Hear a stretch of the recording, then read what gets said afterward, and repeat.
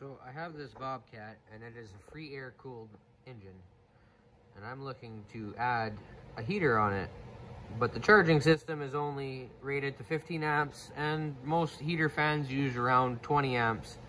So I'm going to add an alternator on, and the muffler normally sits right around here, right above this. It goes into each head, as you can see the ports. So I'm going to mount the alternator down along this bottom edge here. I'm going to face it this way so that the belt lines up with the back side of that pulley. I also got a double V-belt pulley instead of a single, and the plan is to put it kind of in the same place. We got enough room in the back there. Hopefully that one plus the alternator off to the side somewhere around here should work out. We're gonna try and see what we can make work.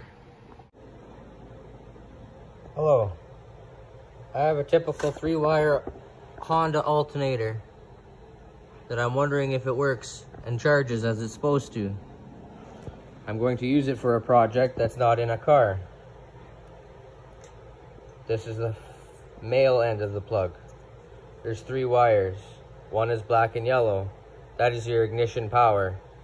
One is red and white. That goes to the ECM if it is in use in the car. One is blue and white. That goes to your charge light indicator to indicate that the vehicle is charging.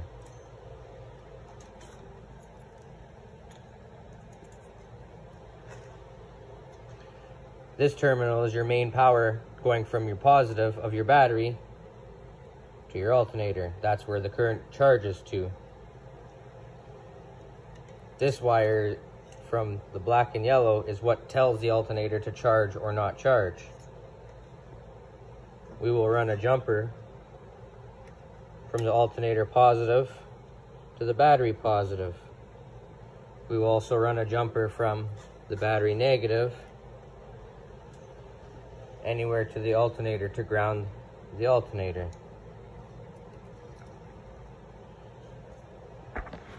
We will hook up a voltmeter to show the current voltage of the battery.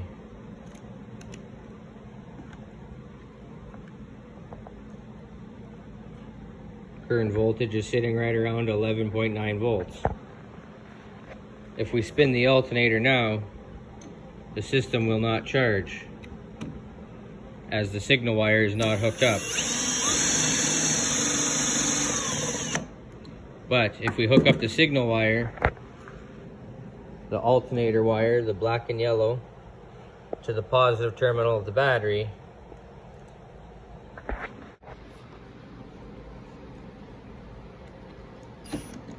if we hook up that ignition wire while the alternator is spinning,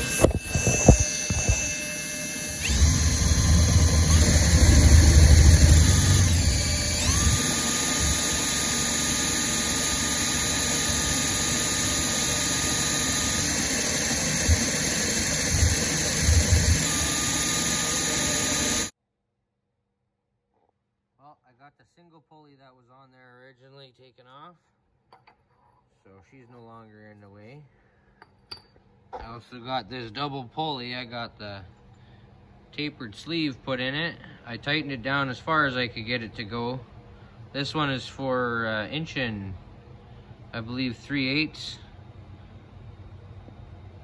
and this shaft is inch and 7/16. The only other one they had at the store was 1.5 inches, which is too big. That was what was originally on there. We had just a little metal thin piece of spacer between that and the keyway hole cut out of it so that it would time with the pulley and whatnot. But this one we're gonna take and I'm gonna machine this out with the lathe and get it a little bit closer to the 1 7/16 dimension, and yeah, hopefully we'll be able to get that on there. We'll make it sit in there. We'll try and get it about as deep as we can get it. If we have to make that pump mount on the other side of this angle iron to give us that little bit of clearance we need, we'll move that back, but we'll see how it goes.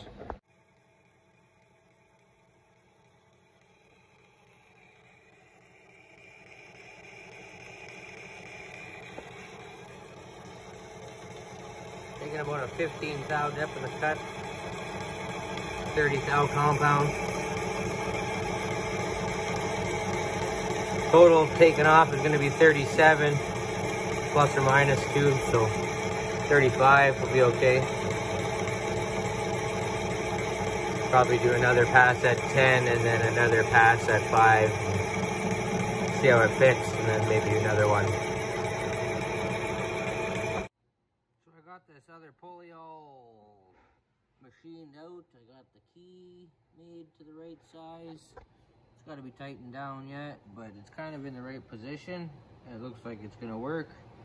Next to mount the alternator, figure out how it's going to sit up in that spot. This is the original pulley from this alternator. Sits on there. We got a nut that goes on top. Yada yada, tightens it down. I purchased a pulley in hopes to just slightly modify this, make it fit, you know, yada yada, make it work. Doesn't look like it's gonna work though as intended. So I think I'm going to end up turning my own pulley out of this chunk of steel. We'll make it fit on there. We'll make it look like a pulley on the outside, bolt hole on the middle. Everything will be hunky-dory.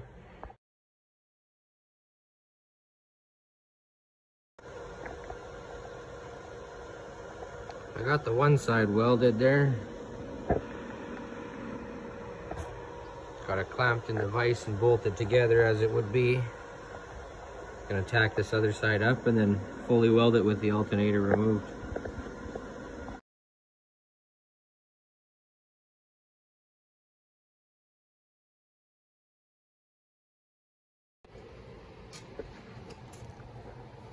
So I got the alternator mounted with the bottom bracket I built, and everything seems to line up as it should once there's tension on the belt.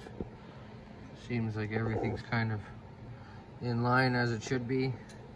Got to make a top tensioner bar that goes from here to there somewhere, make this thing stay where it needs to be, and trim out the back door a little bit. These 3 bars are touching, so I think I'm just going to remove those 3 bars and we'll see what has to be fabricated up.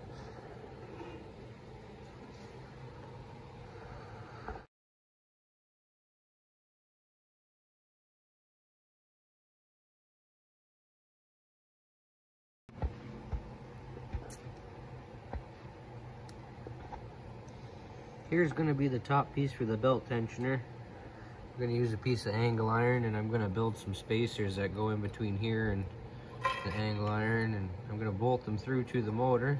One here, one over on this side here, and then I'm going to cut a little kind of a half round shape in the slit so I can tilt the alternator through its movements to tighten and loosen the belt, and I think that'll work.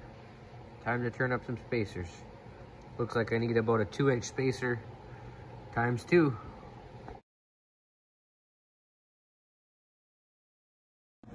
So I got these 2 spacers made up.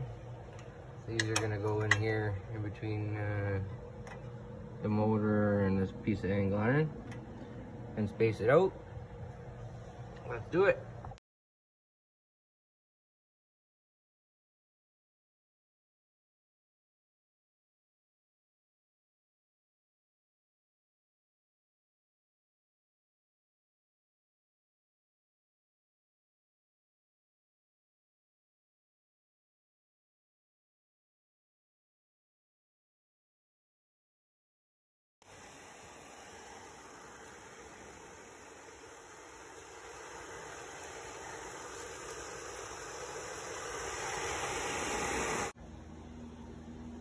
Made a hole in the blower box for the resistor to go into.